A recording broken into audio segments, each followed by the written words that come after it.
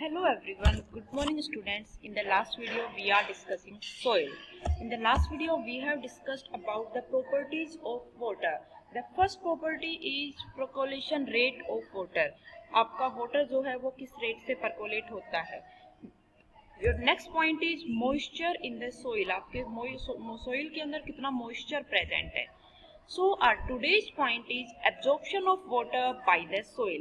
हम देखते हैं कि हमारी बारिश होती है, आप अपने प्लांट्स को पानी देते हैं, आप अपने रोड पे देखते हैं, घर में देखते हैं, स्कूल में देखते हैं कि जब आप पानी देते हैं तो वहाँ पर आपका क्या रहता है, वाटर का प्रेजेंस हो जाता है, जम जाता है. लेकिन आफ्टर सम टाइम वो वाटर ड्राई आउट हो जाता है. तो क्या देखते हैं, कुछ वाटर तो आपका इवेपोरेट होकर ऊपर उठ जाता है, जबकि कुछ वाटर आपकी सोइल क्या कर लेती है, एब्जॉर्ब कर लेती है. तो आज हम इसी प्रॉपर्टी को डिस्कस करेंगे that soil absorbs water, clayey soil absorbs most water and sandy soil absorbs least water. जो वाटर सबसे ज्यादा ड्राई रहेगी वो क्या करेगी आपकी, हमने देखा था पहले भी कि आपकी जो क्लेई सोइल है उसके अंदर वाटर का प्रेजेंस बहुत ज्यादा रहता है, वो मॉइस्चराइज बहुत ज्यादा रहती है. तो जो क्लेई सोइल है वो मोस्ट वाटर एब्जॉर्ब करेगी, सबसे ज्यादा वाटर एब्जॉर्ब करेगी, जबकि जो सैंडी सोइल है वो लीस्ट वाटर एब्जॉर्ब करेगी. Now the next part is activity. Take a funnel. बेटा ये जो आपकी आइसक्रीम के कोन जैसा होता है इसको हम क्या बोलते हैं, फनल बोलते हैं. Fold a filter paper and keep it in the funnel. आपको एक फिल्टर पेपर फोल्ड करना है, that is like a tissue paper. Filter paper आपको अभी नहीं पता है, this is you can say simply that is a kind of tissue paper. अभी समझने के लिए keep it in the funnel, आपको वो एक फोल्ड करके इसके अंदर फनल के अंदर रखना है. Weigh 50 gram dry soil and pour it in the funnel. आपको 50 ग्राम ड्राई सॉइल का लेना है और उसको फनल के अंदर डाल देना है. Measure a certain amount of water in a measuring cylinder. आपको किसी सपोज करो ड्रॉपर है, जैसे आपने देखा होगा छोटे बच्चों के मेडिसिन देने के लिए आपके घर में ड्रॉपर होता है, कई बार और किसी काम के लिए भी ड्रॉपर होता है, मशीन्स में ऑयल डालने के लिए ड्रॉपर होता है. तो उस ड्रॉपर की हेल्प से आपको कुछ वाटर को मेजर करना है. देन मेजर करने के बाद pour it drop by drop all over the soil till it starts dripping. आपको ये जो वाटर है इसको ड्रॉपर की हेल्प से, जो आपने इस पेपर के अंदर, इस फनल के अंदर जो मिट्टी डाली थी उस सोइल के ऊपर इसको ड्रॉप बाय ड्रॉप एक एक ड्रॉप करके क्या करना है, पोर करना है टिल इट स्टार्ट ड्रेपिंग, जब तक कि ये नीचे जाना शुरू करते हैं. Subtract the amount of water left in the measuring cylinder from the original amount. जब ये पूरा हो जाएगा उसके बाद आपको देखना है कि आपने जितना लिया था पहले वो मेजर किया था, अभी कितना अमाउंट बचा है उसको सब्ट्रैक्ट करना है. तो सब्ट्रैक्ट कर दोगे, पहले जितना लिया था अभी जितना बचा है, तो कौन सा आंसर आएगा सब्ट्रैक्ट करके, बेटा जो वाटर आपने सोइल को दे दिया है, जो आंसर आएगा सब्ट्रैक्ट करने के बाद में वो कौन सा आएगा, जो वाटर आपने सोइल को दे दिया है. So this is the amount of water absorb by the soil. ये आपके अमाउंट ऑफ वाटर है जो कि सोइल एब्जॉर्ब करती है. Calculate the percentage of water absorb by the soil. अब हम देखेंगे कि कितना परसेंटेज ऑफ वाटर आपकी सोइल क्या करती है, एब्जॉर्ब करती है. हमने देखो क्या क्या देखा, क्या क्या क्वांटिटीज ली है, वो देखो वेट ऑफ सोइल कितना लिया था, 50 ग्राम.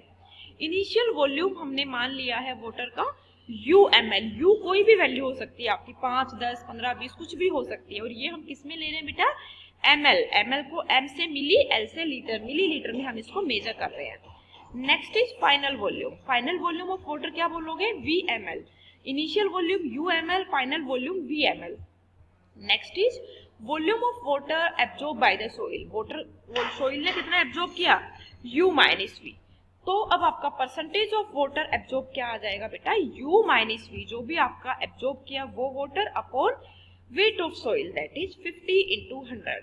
तो ये आपका क्या आएगा, परसेंटेज ऑफ वाटर एब्जॉर्ब, आपकी सोइल ने कितना वाटर एब्जॉर्ब किया है.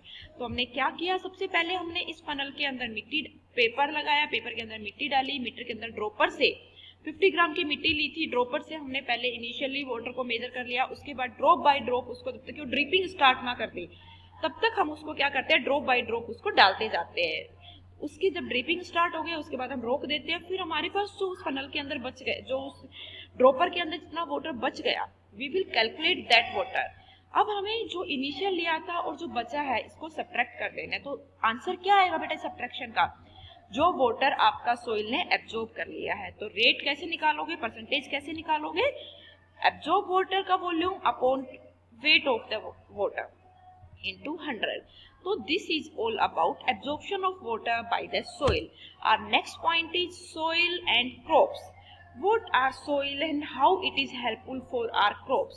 Different types of crops are grown in different types of soil. हमारी different kind की soil के अंदर different type की crop present रहती है। जैसा कि आप कई बार देखते हो कि किसी एक particular area में एक कोई crop है वो बहुत अच्छा production देती है, जबकि किसी दूसरे एरिया के अंदर कोई दूसरी काइंड की सोइल बहुत अच्छा प्रोडक्शन देती है। तो वो किसके ऊपर डिपेंड करता है, that is depending on the properties of the soil. So different kind के अंदर डिफरेंट आपके क्या होते हैं, प्रॉपर्टीज होती है, उसके ऊपर आपकी सोइल के क्रॉप का डिपेंड करता है। Clayey and loamy soil are suitable for growing wheat and pulses. जैसे यहाँ पर हमने अलग अलग पर्टिकुलर क्रॉप की बात की हुई है कि क्लेई सोइल है और जो लोमी सोइल है ये हमारी किसके लिए ज्यादा हेल्पफुल होती है, क्लेई सोइल और लोमी सोइल आपकी सुटेबल होती है व्हीट और पल्सेज के लिए। क्लेई सोइल जो है वो कंटेन करती है organic matter, is suitable for growing paddy. आपकी जो क्लेई सोइल है वो पैडी को ग्रो करने के लिए भी, मक्का को ग्रो करने के लिए भी कैसी रहती है, आपकी ऑर्गेनिक मैटर्स को कंटेन करती है, जो कि पैडी के ग्रो के लिए हेल्पफुल होते हैं। Sandy and loamy soil are present for growing cotton. आपकी जो सैंडी है और जो आपकी लोमी सोइल है वो कॉटन के ग्रो के लिए भी हेल्पफुल होती हैं।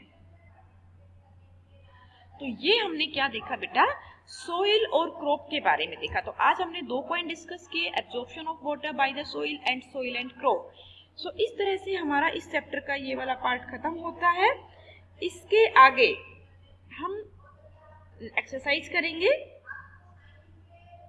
उससे पहले मैं आपको एक और पॉइंट बता देती हूँ बेटा, यहाँ पर हम एक और कॉन्सेप्ट है वो देखते हैं, सोइल इरोजन। सोइल इरोजन आपका क्या होता है बच्चों, the removal of land surface by water. आपका लैंड सरफेस अगर वाटर की हेल्प से रिमूव हो जाता है, विंड की हेल्प से रिमूव हो जाता है, या आइस वहां पर जम जाती है, तो that is known as erosion. Plant roots firmly bind the soil. Plant की जो रूट होती हैं वो सोइल के अंदर बहुत अच्छे से बाइंड होती हैं। In the absence of plants soil becomes loose. Plants की एब्सेंस के अंदर आपकी सोइल क्या हो जाती है, लूज हो जाती है। So it can be moved by wind and flowing water. ये आपकी विंड की हेल्प से और फ्लोइंग वाटर की हेल्प से मूव कर सकती है। तो इसी मूवमेंट को, इसी रिमूवल को ही हम क्या बोलते हैं बच्चों, सोइल इरोजन बोलते हैं। Erosion of soil is more sewerage in area of little और नो सरफेस वेजिटेशन। एक ऐसा एरिया जहां पर वेजिटेशन ही नहीं है, आपके प्लांट्स नहीं है, जहां पर आपके वेजिटेबल्स नहीं उग सकती, मतलब वो सोइल जो होती है इजीली आपकी एक प्लेस से दूसरी प्लेस के ऊपर उड़ के जा सकती है, किसी और तरीके से भी जा सकती है।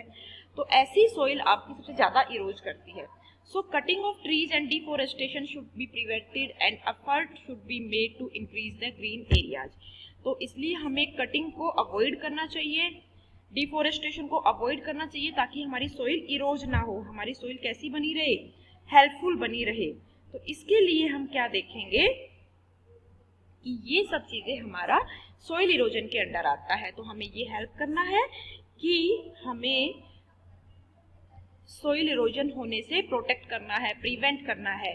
तो इस तरह से आज हमारा ये चैप्टर खत्म होता है। नेक्स्ट वीडियो में हम एनसीईआरटी एक्सरसाइज डिस्कस करेंगे। थैंक यू बच्चे, गुड फ्लैश।